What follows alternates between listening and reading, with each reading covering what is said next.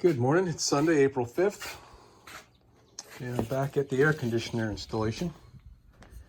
I put primer, a coat of automotive primer on this thing. I got a gallon of automotive white, so I thought I'd use the automotive paint on this thing, at least on that board anyway, since that's going to be, you know, around the air conditioner, moisture or whatever. Let me show you what I'm working on today. Getting ready, because that board won't be usable today. That primer will be dry in about an hour. The top coat takes a little bit longer. So it occurred to me last night or this morning that because this is insulated, they probably want this drain line insulated, right? So I broke out the instructions, and yeah, they want the drain line insulated wherever it is indoors. So I happen to have some of this leftover stuff from this project, but that was bigger than I wanted. I think that was the case. Yeah, this is the next size too big. So I kept it, and good thing. That ain't easy, but I was able to get it onto this here drain line, and then jam it in the corner. It holds itself. It fits right in there really nicely. I took the electrical wire out because I didn't think they'd both fit in there, but this little skinny guy might go behind it. Okay. I don't know. We'll have to play with that. Yeah, we'll give it a try. So what I did, originally these things were all black and sticky. So I wiped them down. I started using acetone, but that stuff evaporates so fast, it wasn't really getting me anywhere. So then I used gasoline. Yeah, I know, gasoline's dangerous. All the solvents are. And the gasoline worked great, but it still left a little bit of residue. And then once I was done with the gasoline, I wiped it down with the acetone, and they're nice and clean and slick. Hey, got some walkers. Anyway, I know I had the option. These things have a seam that you can split them if you want, and then tape it back.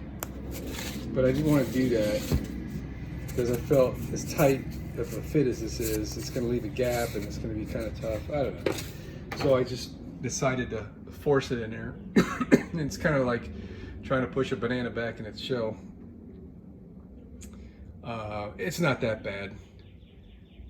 Just kind of snaking it in a few inches at a time and then pulling it back. And I'm using powder to help make it slick, and that helped. So we'll have the drain lines in, and with the wood out of the way, the next step is going to be to get these copper lines in place and figure out how I'm going to put all that stuff into the corner here.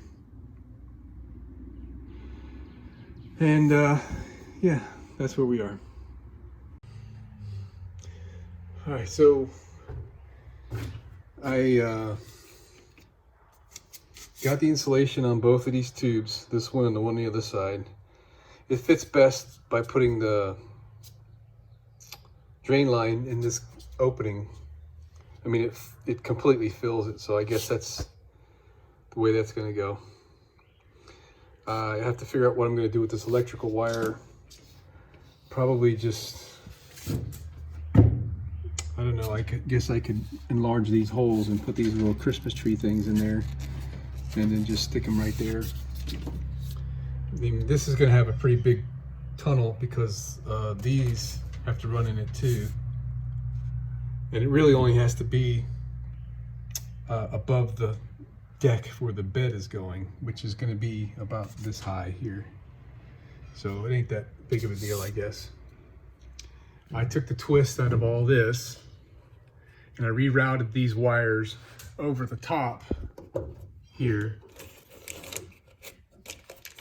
They used to go in this space, which was fine, but I'd rather leave all this as open as I can down here for the water drain lines and the refrigerant drain lines, just so I have openness and I have to deal with stuff hanging in my way.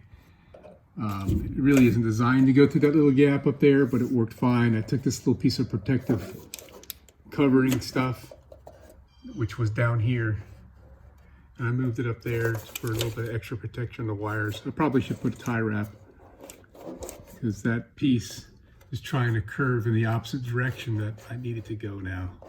But, hey, it ain't gonna go anywhere. This is redone.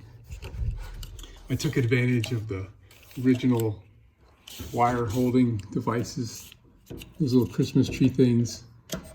We're gonna pack this full of insulation, so that'll keep all that from banging around. I noticed this came apart here, so I'm gonna put some tape on that.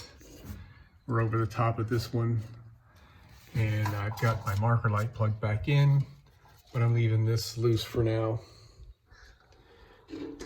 till I better figure out how I'm going to route those wires. But the water lines are routed in a way that they're going to work fine for me. This is right about the right height that it needs to be.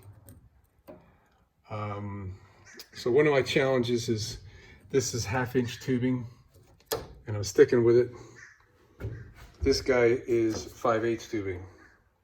So I've got to come up with an adapter that I can connect 5/8 to 1/2, which is not a big deal.